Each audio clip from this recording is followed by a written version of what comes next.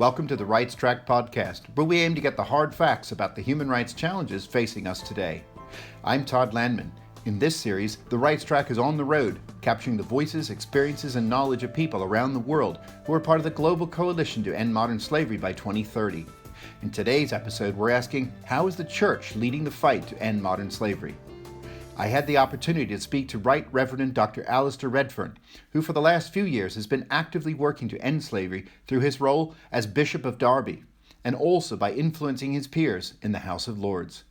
He was closely involved in the development and implementation of the 2015 Modern Slavery Act, has worked with the Clewer Initiative, and has led the way in showing the value of partnerships between the Church and other organizations in tackling the problem. I caught up with Alastair at the Royal Society of Arts as he had just come from the House of Lords. So Alastair, I wondered if we might start with the Clewer Initiative, because I don't know if everyone's familiar with what the Clewer Initiative is. If you just give us a brief description of what the Clewer Initiative is and what it does with respect to the struggle against modern slavery. The strapline is it's the Church of England's response to modern slavery. In fact, it's other churches. We work closely with the Catholic Church and increasingly with people of other faiths, Baptists, all kinds of people of faith and goodwill. And that's the Anglican approach, really. We have soft borders with communities because we're placed in every community. In terms of the history, which will explain our DNA, I've got involved in working against modern slavery in the Fens in Lincolnshire with the food industry, in Derby, in Derbyshire I worked. And I was eventually approached by some nuns who in 1848 had established a religious order in Clewer near Windsor for people to join the order as women and help what they called fallen women. We call them sex slaves, prostitutes. And there's only 4 of them left, and they saw that the work I was doing could be part of their legacy, really. They'd expanded all over the world and contracted to this. And that's where the word Clewer comes from, the Clewer sisters. And that's very important because they provide a model, really, of how you engage with the real issue in real time, how you use the resources of faith, spread out to people of goodwill, and from all levels. Gladstone was on their council as the Prime Minister, from the highest policy level to the person on the street who needs help. You develop appropriate alliances, systems, and help a connection, really, between the human face of this terrible abuse of our brothers and sisters and the overall values of society and the policies of those who have power. So it's a powerful network. It feels like it's a distributed network. Yeah. And it reminds me of the Baptist churches in the United States as a network for the civil rights movement. Yes. Are there parallels there that the church provides this natural network and connectivity, if you will, to bring about stronger attempts to fight this problem? I think the word is connectivity. I sometimes say when I'm asked about this that I think people credit us, especially the Church of England, because we have this mixed profile of being established and proper and official, and yet everybody kicks us and says, do they know anything about anything? We kind of have a profile that people credit us with being on the side of goodness. But we don't have a reputation, quite rightly, for being expert on things. And that gives people permission to come into the space and contribute fully, and we will listen and work with them. So that, for instance, one of the things that Clewer has been very successful in doing, and is still doing, is helping form partnerships around the country of the police, the local authorities, safeguarding, people working with children in need, voluntary groups. Those systems need convening.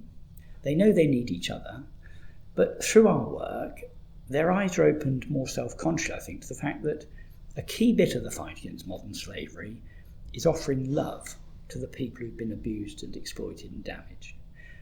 Systems don't do that. They're not paid to or trained to. We can provide volunteers to sit with people if they're waiting to be interviewed, to make tea. Those little things make so much difference. Now, people of faith and goodwill can create a circle where the professionals and the people with targets and legal responsibilities and health and safety can mix in with people of goodwill and energy who bring a kind of love element in the thing. And together, the whole thing is much richer and much more effective because, of course, the thing isn't just to up the stats of how many people have been cautioned or prosecuted. The real purpose is to stop the thing and to rehabilitate brothers and sisters who've been so abused and damaged. And it's not a service provider. I mean, the Salvation Army is obviously contracted to deliver the national referral mechanism and has its sort of obligations, etc. But this sounds much more like a warm wrap and a hug around people rather than a kind of service provider. Well, we're not a service provider. We aim to convene, to enable, to encourage, to endorse. Sometimes we provide practical support, but it's often within other people's areas of expertise.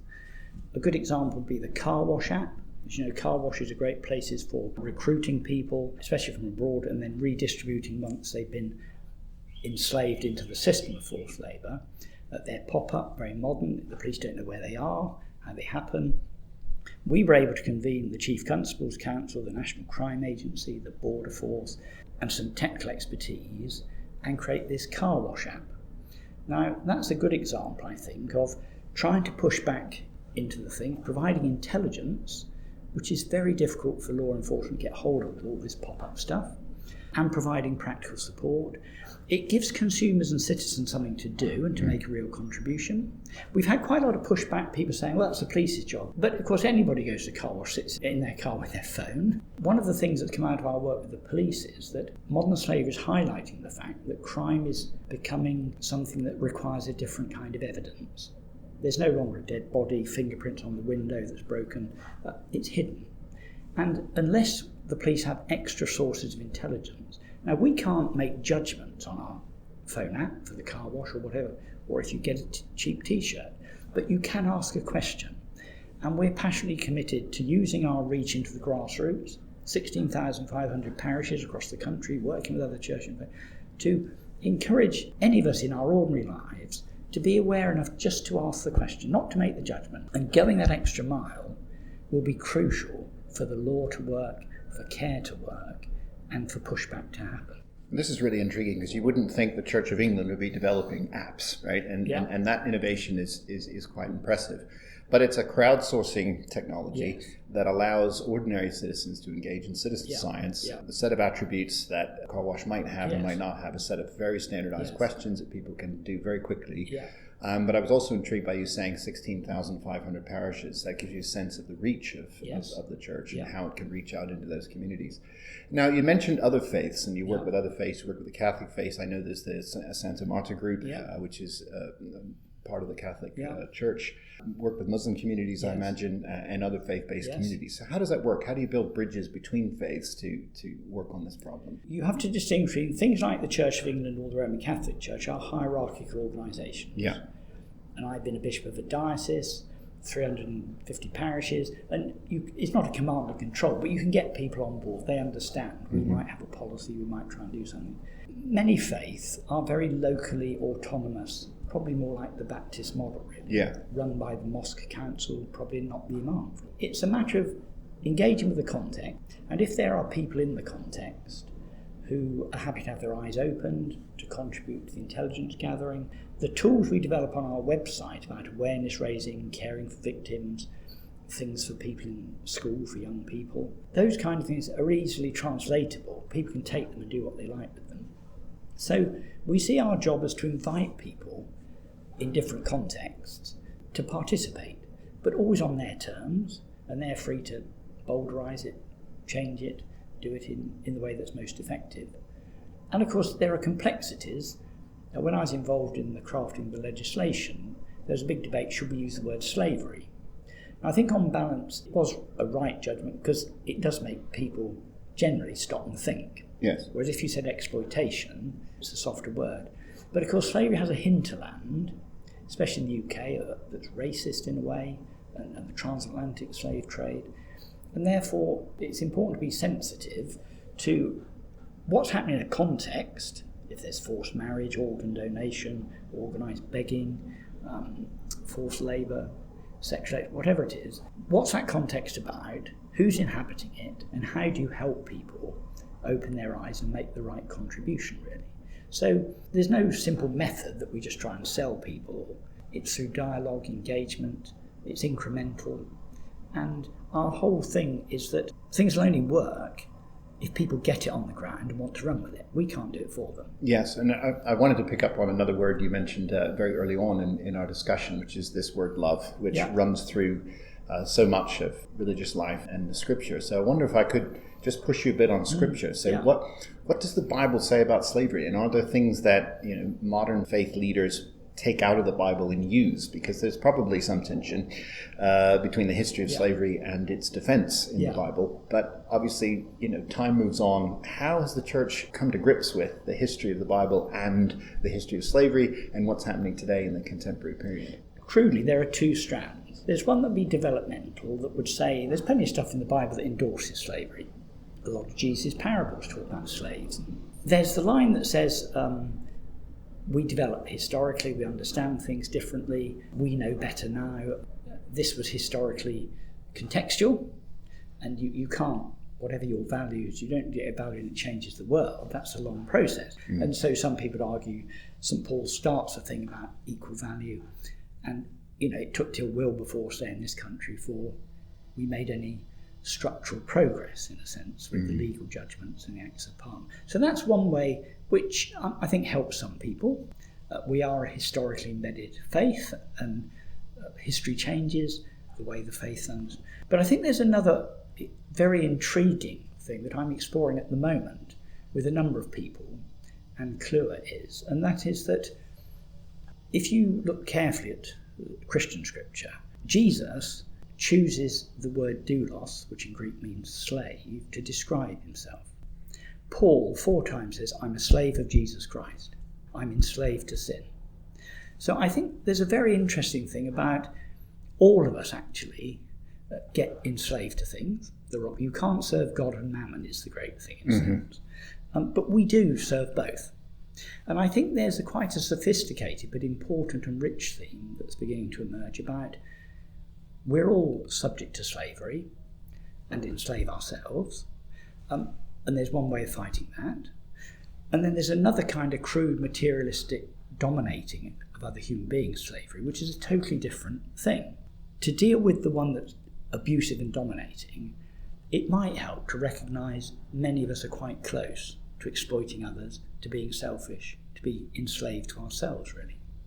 So I think there's quite an interesting dynamic around the word slavery in Christian scriptures that we can explore fruitfully to best equip us to understand and contribute to the fight against slavery that's unacceptable, but to recognise we're bound together in that because we're all dependent. None of us is morally superior and has the totally right answer. We're all liable to the temptation to be enslaved to some ideology. I spent all my life in NGOs. One of the great problems with NGOs I discovered when I came into Parliament was that, and I've been part of this, you have an answer. Here's the perfect solution. Why don't you do it? Actually, in real time, you have to nudge it, you have to work at it, you have to compromise. So I think the word slave is a really powerful word that can help across the piece to not just say, get rid of that and we're fine. Actually, we're not. You and I probably have phones that have stuff in it that's provided by enslaved children. None of us is not complicit in a way. Right. And I want to explore that further as Clewer develops.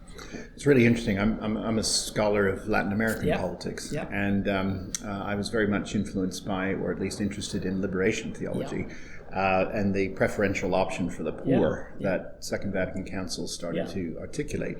And what was interesting about that came out of a grassroots ecclesial-based community movement.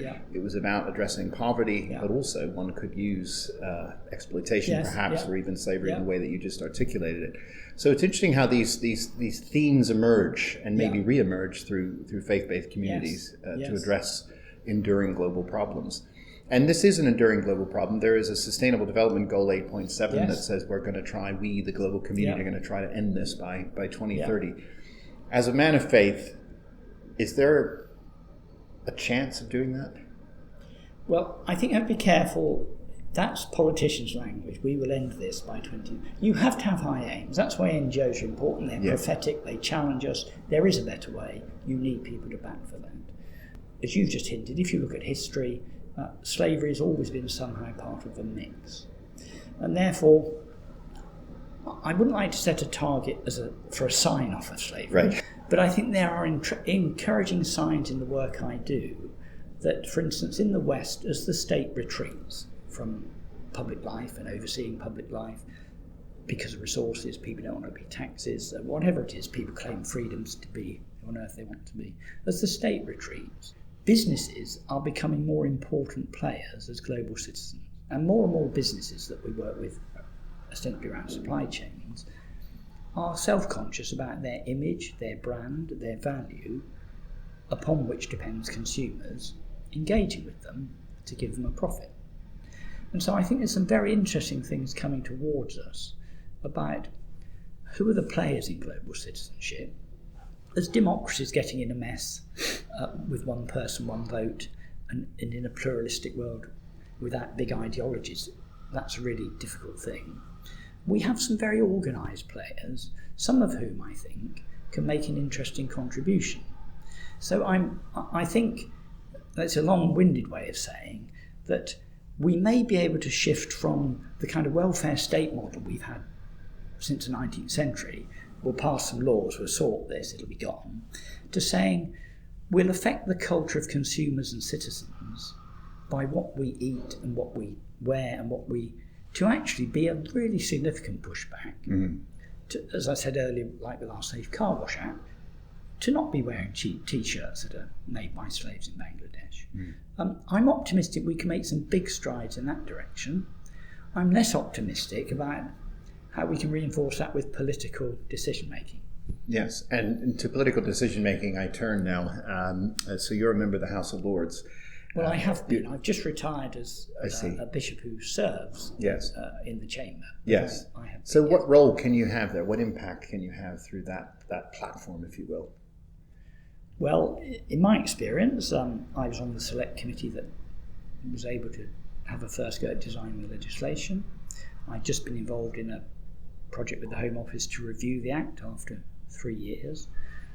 I think people like faith leaders do bring the kind of perspective I've been speaking about that is valued as part of the mix.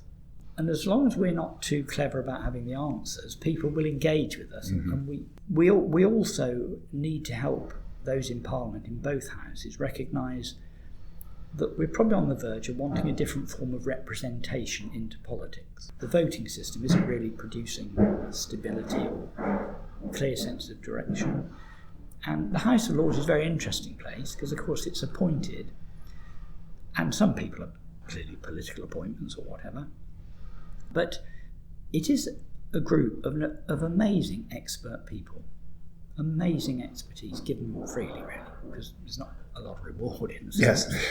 I think that's an interesting model, and it's very easy to say progress should dissolve it. Having experienced it for 10 years, I think it can offer something into the mix that's profound, and the kind of people who can pitch up because they're lawyers or bankers or doctors or surgeons, whatever, they wouldn't put up for election and they wouldn't want to do it full time, many of them. But depending on the legislation, they can come into the room or onto a committee and really offer something valuable. So I'm quite intrigued by, is there a stepping stone into the future from this kind of thing, rather than just an anachronism from the past?